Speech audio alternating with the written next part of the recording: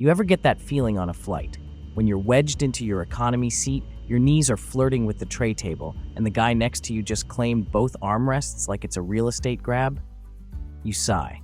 You sip 3 ounces of warm ginger ale, and you think, so this is what I paid $400 for. But what if I told you you're actually sitting in a gold mine of free stuff, and you just didn't know how to ask? Yeah. Turns out, there's a whole menu of perks, drinks, snacks, even upgrades that airlines won't exactly advertise. It's like a secret menu at your favorite diner, but in the sky. And once you know what to ask for, suddenly that basic seat feels a whole lot less basic. After years of flying and eavesdropping on flight attendants, I've collected some sneaky good tricks that can turn your cramped, no-frills flight into something surprisingly comfortable. And did I mention? It's all free. So buckle up, tray table down, and get ready, because we're about to raid the skies like insiders. Picture this. The drink cart comes down the aisle, you get your tiny bag of pretzels, and that's it. 10 minutes later, your stomach growls like it just got off a red-eye flight of its own. But what most passengers don't know is snacks are often not limited to one per person. You just have to time your ask. Once the initial service is done and the crew has a minute to breathe, you can walk to the galley, smile, and say, "Hey, any chance I could grab another snack?" And if there's extra, they'll usually hand it over, no problem. Especially on airlines like JetBlue and Southwest, where snack generosity is basically a point of pride. JetBlue even has a self-serve snack station mid-cabin. Yes, like a tiny sky pantry. And Southwest? Let's just say, if you ask nicely, they'll keep those snack bags coming until you tell them to stop. Even on more buttoned-up carriers like American or United, if you're polite and wait until the cart's gone through the full cabin, there's often extras stashed in the back. Stroopwafels, cookies, chips, sometimes even granola bars on longer flights. And here's a little inside tip. Night flights or early morning departures often have slightly more generous snack offerings, especially on coast-to-coast routes. It's their way of keeping sleepy passengers from turning into hangry ones. So don't be afraid to ask. Just don't wait until final descent when they're buckling in, because by then, even the pretzels are strapped in for landing. When that little cart starts rolling down the aisle, you know the drill. A tiny cup of soda, maybe some lukewarm coffee, and that's your beverage experience for the next 5 hours. What most passengers don't realize is you can actually ask for more. More soda, more water, even the whole can, instead of that sad half cup with too much ice. All you have to do is ask, nicely. Just say, "Would it be possible to get the full can?" And most of the time, the flight attendant will hand it over without blinking, especially if they're not dealing with turbulence or 3 other people hitting the call button for peanuts. And if you're flying internationally, you've just unlocked a mini bar in the sky. On many long-haul flights, beer, wine, and sometimes even basic cocktails are complimentary in economy, though they won't always announce it. You've got to look or ask. Pro tip, check the in-flight magazine or scroll through the entertainment system menu. There's often a drinks list hiding in there with options you won't see on the cart, like sparkling water, ginger ale, or even chocolate milk on family-friendly flights. And if you're the kind of flyer who gets dry lips and headachy by hour 2, don't be shy. Ask for a full bottle of water or hot decaf tea. They'll usually oblige, and your body will thank you. Point is, the drinks are there. It's all about timing, charm, and knowing what to ask for. Ask any seasoned traveler what they always pack in their carry-on, and odds are, somewhere between the compression socks and noise-canceling headphones, you'll find instant oatmeal, or a tea bag, or a miso soup packet. Why? Because hot water on a plane is a game changer. And yes, it's completely free. Most people don't think to ask for it, but flight attendants have it ready, piping hot on every flight. Just walk to the galley or ring the call button and politely ask if they can pour some hot water into your reusable bottle, your cup, or even your travel soup mug. They'll almost always say yes. And what you do with it, that's where the magic happens. You can have a cozy chamomile tea when everyone else is sipping Sprite. You can mix in a protein packet, instant noodles, or yes, your go-to cup of oatmeal at 35,000 feet. It's like building your own DIY snack bar in the sky, and it makes those long flights so much more bearable. Now, fair warning, some people worry about the cleanliness of plain water, and while it's fair to be cautious, hot water is usually boiled or comes from systems that reach high temps, which helps. If you're still unsure, just stick to sealed bottled water from the gate. But for most folks, a little planning plus a little hot water equals one very satisfied traveler who didn't spend $12 on a soggy sandwich mid-flight. Let's face it, these days, getting an actual meal on a flight feels about as rare as an empty middle seat. Most domestic trips give you pretzels and a prayer. Still, there's a silver lining. Free hot meals do still exist in economy if you know where to look. The trick? Fly international. When you're heading across the ocean, even in coach, many airlines still serve a full hot meal, totally free. And we're not talking mystery meat on a paper plate. Think a warm entree, a side salad, bread roll, dessert, and sometimes even a glass of wine or beer to wash it all down. All included. You don't have to do anything special. Just book a long-haul route, like New York to London, LA to Tokyo, or Miami to Sao Paulo, and you're basically guaranteed a meal tray heading your way once cruising altitude hits. And here's a pro tip. You can upgrade that free meal without paying a dime by pre-selecting a special meal when you book. Request vegetarian, vegan, kosher, halal, gluten-free, whatever suits your diet or just your mood. These meals are made separately, served earlier, and often come out fresher than the standard tray. Oh, and you get fed twice on many of these flights. Once shortly after takeoff, and again about 90 minutes before landing. That second round might just be a light snack or breakfast, but hey, 2 free rounds of food at 35,000 feet? We're not complaining. Moral of the story? If you're crossing borders, your stomach will be well taken care of. No upgrade required. We've all been there. You're stuck at the gate, the departure time keeps getting bumped by 30-minute chunks, and before long, it's been 3 hours and all you've eaten is a granola bar from your backpack. What most travelers never hear about is this. If the delay is long and the airline is at fault, they owe you more than just a vague apology over the PA system. They owe you food. Yep, many US airlines have policies that kick in around the 3-hour mark for controllable delays. That includes maintenance issues, missing crew, or operational hiccups. If you're stuck at the airport and it's clearly not weather-related, ask the gate agent, are you offering food vouchers for the delay? Sometimes, they won't announce it unless someone brings it up. But once they do, you could get a voucher to spend at any airport restaurant or snack stand. It might be $10 or $15, but hey, that's a hot sandwich and a drink you didn't have to pay for. Even some low-cost carriers like Spirit or Frontier offer this in long delays, though you may have to push a little harder to get it. Important note, this doesn't always apply if the delay is due to weather or air traffic control. But when it's on the airline, you're entitled to compensation, and that includes more than just rebooking. You should at least get fed. So next time you're stranded at gate C-17 for hours, don't just grumble and scroll. Walk up to the desk and ask, politely. You might walk away with a voucher and a little dignity back. Most people think checked bags are just another airline money grab, and honestly, they're not wrong. But there's a little loophole that seasoned travelers quietly use all the time. It's called gate checking. Here's how it works. If you're carrying a standard-sized rollerboard and the overhead bins are clearly packed or even just look packed, you can walk up to the gate agent and say, "Hey, would you like me to check this at the gate?" 9 times out of 10, they'll say yes. Why? Because it speeds up boarding and solves their bin space problem. And the best part? It's completely free. Your bag gets tagged right there at the gate and sent to baggage claim at your destination, just like a paid checked bag, but without the $35 hit to your credit card.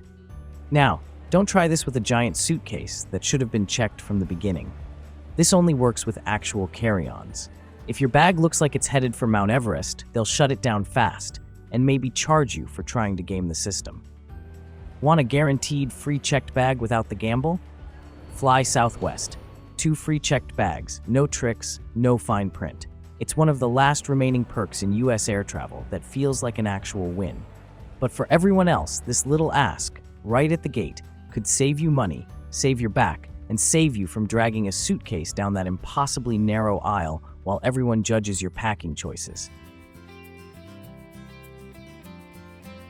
Let's talk about seats, because where you sit can make or break your flight. You're booking your flight, everything looks great until you hit the seat map. Out of nowhere, every aisle, every window, even that sad back row middle seat, all come with a price tag. Pay $29 to sit, or roll the dice and get assigned something random at check-in. Here's something airlines don't advertise up front. You can often grab a seat for free if you time it right. Most airlines lock seat selection behind a paywall when you first book, especially with basic economy fares.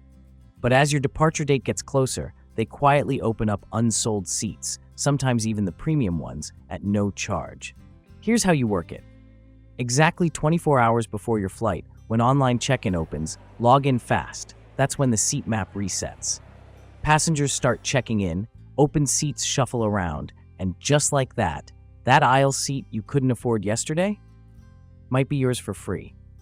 And if you're flying with kids under 12, some airlines, like United, have to seat families together without charging extra, even in basic economy. You might have to call or ask at the gate, but legally they can't split you up. Even better? If the flight isn't full, the gate agent might move you to a better spot just before boarding. You can gently ask, "Hey, any chance there's a window or aisle open?" If you're kind, dressed respectfully, and they have wiggle room, they'll usually help. So no, you don't always have to pay to avoid the dreaded middle seat by the lav. Sometimes you just need to wait and pounce. Let's be real. Nothing feels quite like walking past business class, seeing those wide seats, champagne flutes, and noise-canceling headphones, then turning left into economy and getting smacked by reality. But what if I told you there is a path from row 28C to seat 3A, and you don't need a platinum card or a miracle to get there? Here's the secret. Join the airline's loyalty program. I know, it sounds too simple, but even if you fly just a couple times a year, signing up puts you on their radar. And when the stars align, like an overbooked economy cabin or an underbooked business one, you might just get tapped for a complimentary upgrade. Sometimes it's based on your status. Other times, it's your booking class, check-in time, or whether the agent had coffee that morning. But if you're in the system, you're in the running. Better yet, some airlines let you use a small chunk of miles, like 5,000 or 7,500, to upgrade a ticket last minute, right at the gate. It's not technically free, but it's a whole lot cheaper than paying for the upgrade up front. And here's a tip, straight from a former gate agent: be kind. If there's a seat up front and a passenger needs to be moved for operational reasons, guess who they're going to choose? The person who smiled and said thank you, or the one who snapped about the boarding group. Sometimes the best upgrade strategy is just showing up prepared, friendly, and in the system. There's a specific kind of panic that hits when your plane's still taxiing and your next flight boards in 25 minutes. You're doing the math in your head, eyeing the slow line of people ahead and thinking there's no way I'm making that connection. But here's a move that seasoned travelers know. Ask the crew for help. Seriously. Flight attendants deal with this all the time, and they have a few tricks up their sleeve. If you let them know before landing, quietly, politely, they might move you up to an open seat near the front of the plane during descent. That can shave off crucial minutes. Or if moving seats isn't an option, they might make an announcement asking other passengers to stay seated and let those with tight connections exit first. It doesn't always work perfectly, but when it does, you're suddenly sprinting through the terminal instead of standing behind someone arguing with the overhead bin. In some cases, if you're lucky, the gate agent might even switch your seat before boarding if you explain you've got a super tight layover. Especially if you're flying the same airline for both legs, they don't want to pay for your missed connection either. It's not a guaranteed upgrade, but it is a free, legitimate way to get closer to the door. And that could mean the difference between making your next flight or spending the night at Beat 47 with a vending machine dinner. So you've settled into your seat, seatbelt buckled, tray table up, and now you're staring at the back of someone's head, wondering if this flight is going to feel like 5 hours in airplane purgatory. But here's a little-known fact. Even in economy, you're probably sitting on a mini treasure trove of free entertainment.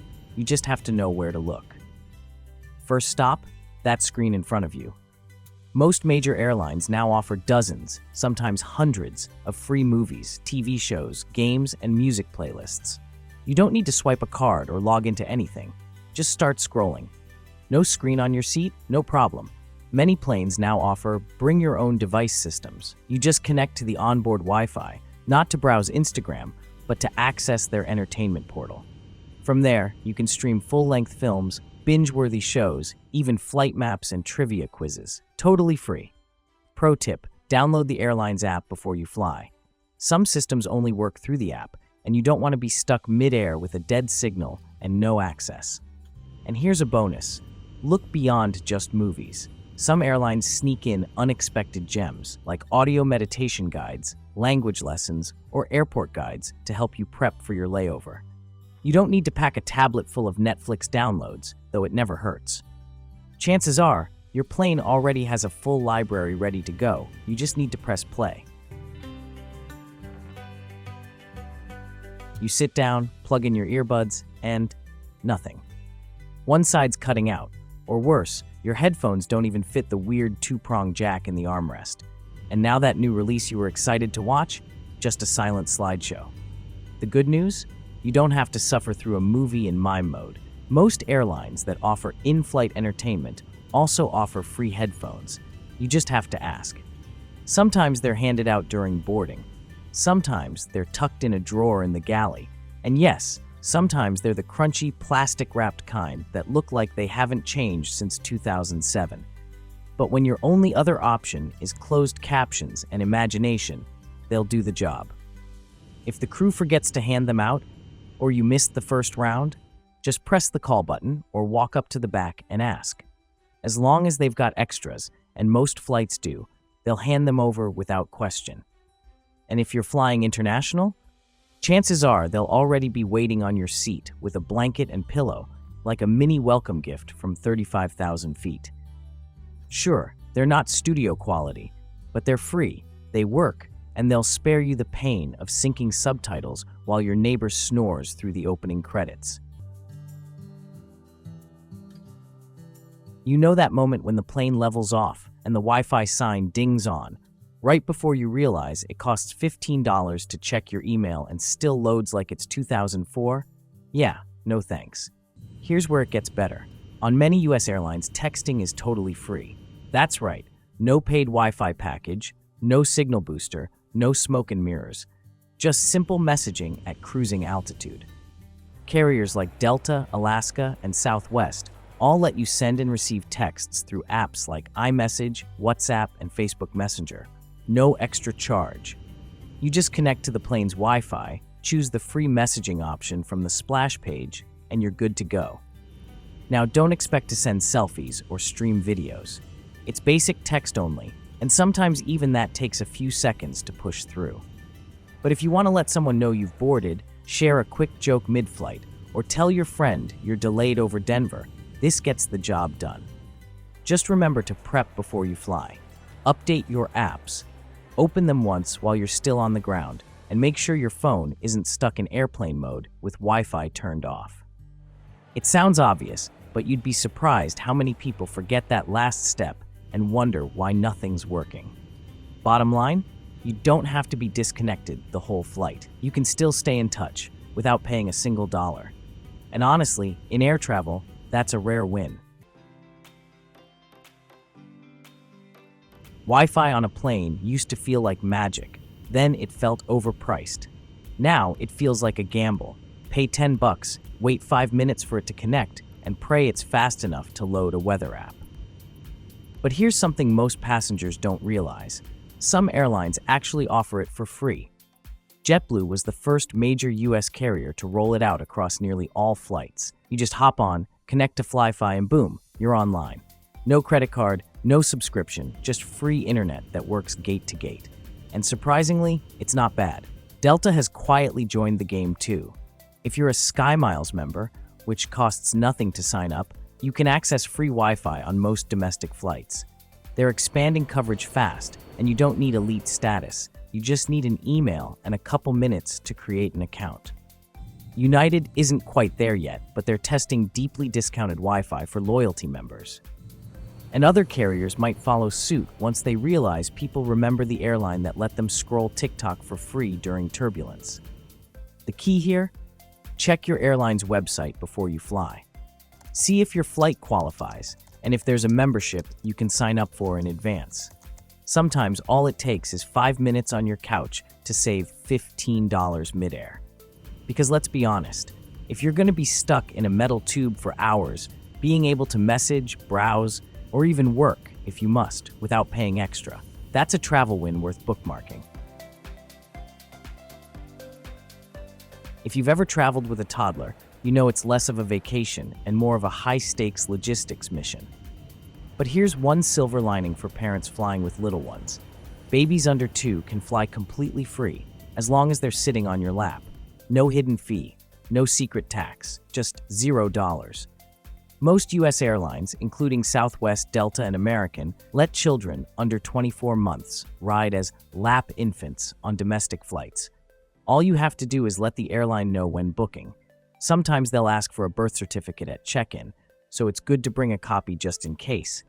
But other than that, it's smooth sailing. International flights are a little trickier. Most airlines will still allow lap infants, but you'll usually pay a small percentage of the adult fare, typically around 10%. Still, compared to the full ticket price, it's a steal. And here's something most people don't think about. Even if you're not traveling with a baby, flights with more lap infants often have extra open seats toward the back, especially in off-peak seasons. It's not a guarantee, but worth keeping in mind if you're hoping to score a row to yourself. Of course, once your kid turns 2, it's over. Full fare, full seat, full meltdown potential. So if your child's birthday is coming up and you're planning a trip, that window of free flying is closing fast. Use it while you can, because once they start walking, flying free might be the only time they're still that easy to carry. You've finally boarded, your little one's strapped in, and the clock hasn't even hit takeoff. But the fidgeting has begun. You reach into your bag, realize the iPad's at 20%, and your sticker book backup plan? Forgotten on the kitchen counter. Don't panic. There's a secret stash that most parents, and honestly, a few child-free adults don't know about. Free activity kits for kids. Yep, on many major airlines like United, Delta, and even Alaska, flight attendants carry special fun packs for younger passengers. We're talking coloring books, crayons, puzzles, even little plastic wings on some flights. It's like a peace offering from the crew. And it works. The best part? You don't have to wait for them to offer. Just ask. A simple "Hi, do you happen to have any kids' kits?" is usually enough to get a smile and a distraction handed over. And here's a twist most people don't expect. You don't have to be a kid to get one. If you're an anxious flyer, or just someone who wouldn't mind zoning out with a coloring book at 35,000 feet, many attendants will happily hand you one too, especially on quieter flights. Some kits even come with fidget toys or textured patches designed to ease nervous energy. So whether you're traveling with a toddler or your own inner child, don't be shy. That little bag of crayons might just save your sanity somewhere over Kansas. Here's the truth. Just because you're flying economy doesn't mean you have to settle for less.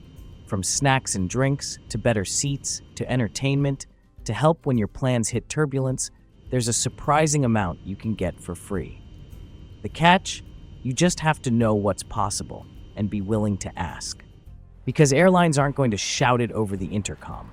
They're not putting freebies on a big neon sign, but they're there, quietly waiting behind the beverage cart, in the back galley, or tucked into a crew member's pocket.